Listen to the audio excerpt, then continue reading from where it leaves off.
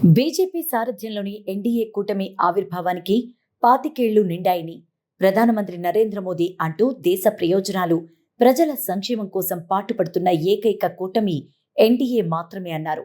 అందర్నీ కలుపుకుపోయే తత్వం దాని సొంతం. ప్రాంతీయ ఆకాంక్షలకు పెద్దపీట వేయడం ఎన్డీఏ లక్షణం. దేశవ్యాప్తంగా కూటమి నానాటికి విస్తరిస్తున్న తీరే ఇందుకు నిదర్శనమంటూ మోదీ ప్రశంసించారు. ప్రజలు వారసత్వ రాజకీయాలను చూశారు. వామపక్ష రాజకీయాలను గమనించారు. వాటితో పోలిస్తే బీజేపీ మోడల్ పాలన అద్వితీయమైంది. విధాన స్థిరత్వం దాని ప్రధాన లక్షణం. భౌగోళిక మార్పులు, చొరబాట్లు, అవినీతికి అడ్డుకట్ట, బానిస మనస్తత్వం నుంచి ప్రజలకు ముక్తి వంటివి బీజేపీతోనే సాధ్యం.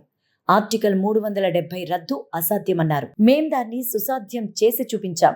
జాతీయ భద్రత, ఉగ్రవాదం వంటి కీలక అంశాలపై బీజేపీది ఎప్పుడూ స్థిరమైన వైఖరి అంటూ స్పష్టం చేశారు. ఇప్పుడు భారతీయ జనతా పార్టీ ఎజెండాలోని కీలక అంశాల్లో అసంపూర్తిగా మిగిలినవి రెండే. ఒకటి ఒకే దేశం ఒకే ఎన్నిక, మరొకటి ఉమ్మడి పౌర స్మృతి యూసీసీ అంటూ ప్రధాని నరేంద్ర మోదీ పేర్కొన్నారు. వాటిపై ఇప్పటికే దేశవ్యాప్తంగా సానుకూల చర్చలు జరుగుతున్నాయి. త్వరలో ఆ 2 హామీలు కూడా నెరవేరుస్తామని వెల్లడించారు. బీజేపీ 47వ వ్యవస్థాపక దినోత్సవం సందర్భంగా ఇటీవల పార్టీ ప్రధాన కార్యాలయంలో జరిగిన సమావేశాన్ని ఉద్దేశించి ప్రధాని వర్చువల్గా ప్రసంగించారు. బీజేపీ 47వ వ్యవస్థాపక దినోత్సవం సందర్భంగా ఇటీవల పార్టీ ప్రధాన కార్యాలయంలో జరిగిన సమావేశాన్ని ఉద్దేశించి ప్రధాని వర్చువల్గా ప్రసంగించారు. నాగరిక సాంకేతికత ఎంతగా అభివృద్ధి చెందినా మంచితనం, మానవత్వం, సంస్కారవంతమైన సమాజాభ్యుదయం పుస్తకాలతోనే సాధ్యమవుతుందని ప్రముఖ సాహితీవేత్త, కవి డాక్టర్ జంధ్యాల జయకృష్ణ బాపూజీ పేర్కొన్నారు. అమెరికాలోని డల్లాస్ నగరం మెలిసాలోని ఎన్వీఎల్ స్మారక తెలుగు గ్రంథాలయంలో జరిగిన పుస్తక ప్రధాన కార్యక్రమంలో బాపూజీ ముఖ్య అతిథిగా ప్రసంగించారు.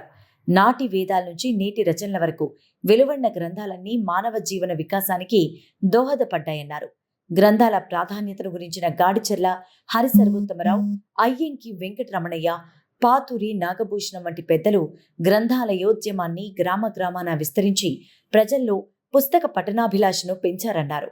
తెలుగువారు గర్వంగా చెప్పుకోదగిన వేటపాలెం లైబ్రరీ, రాజమండ్రి గౌతమి గ్రంథాలయం, గుంటూరు అన్నమయ్య ఆధ్యాత్మిక గ్రంథాలయాల స్ఫూర్తితో అమెరికాకు చెందిన మన తెలుగు వ్యక్తి శ్రీ నలజుల నాగరాజు గారు తమ తండ్రి శ్రీ నలజుల వెంకటేశ్వర్లు గారి జ్ఞాపకార్థం స్వగృహంలో తెలుగు లైబ్రరీని నెలకొల్పి పుస్తక సేవ చేసేందుకు అందరూ అభినందించాలన్నారు.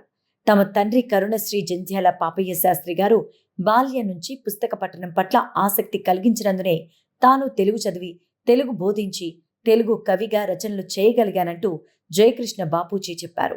ఈ కార్యక్రమానికి శుభం ఫౌండేషన్ వ్యవస్థాపక అధ్యక్షులు, ప్రముఖ విద్యావేత్త పోడంగి గోపాల్ అధ్యక్షత వహించారు. తాజాగా మరోసారి ప్రమోషన్స్ లో కనిపించి నయనతార అభిమానులను సర్ప్రైజ్ చేసింది. నయనతార నిర్మిస్తున్న తాజా చిత్రం లవ్ ఇన్సూరెన్స్ కంపెనీ. ఆమె భర్త విఘ్నేష్ శివన్ దర్శకత్వం వహిస్తున్న ఈ మూవీ ప్రీ రిలీజ్ ఫంక్షన్ మంగళవారం గ్రాండ్ గా జరిగింది. విఘ్నేష్ మాట్లాడుతున్న సమయంలో నయన్ సడన్ గా స్టేజీపై ఎంట్రీ ఇచ్చి అందరినీ సర్ప్రైజ్ చేసింది. ఆమె రాకను చూసి విఘ్నేష్ భావోద్వేగానికి లోనయ్యారు. భర్త కోసమే నయన్ ఈ ఈవెంట్ కు వచ్చినట్టు తెలుస్తోంది. ఎల్ఐకి విషయానికి వస్తే love today fame Pradeep Ranganathan హీరోగా నటించారు. ఉప్పెన బ్యూటీ కృతి శెట్టి కథానాయికగా యాక్ట్ చేసింది. అనిరుద్ రవిచందర్ సంగీతం అందించిన ఈ మూవీ ఏప్రిల్ 10న తెలుగు, తమిళ భాషల్లో విడుదల కాబోతోంది.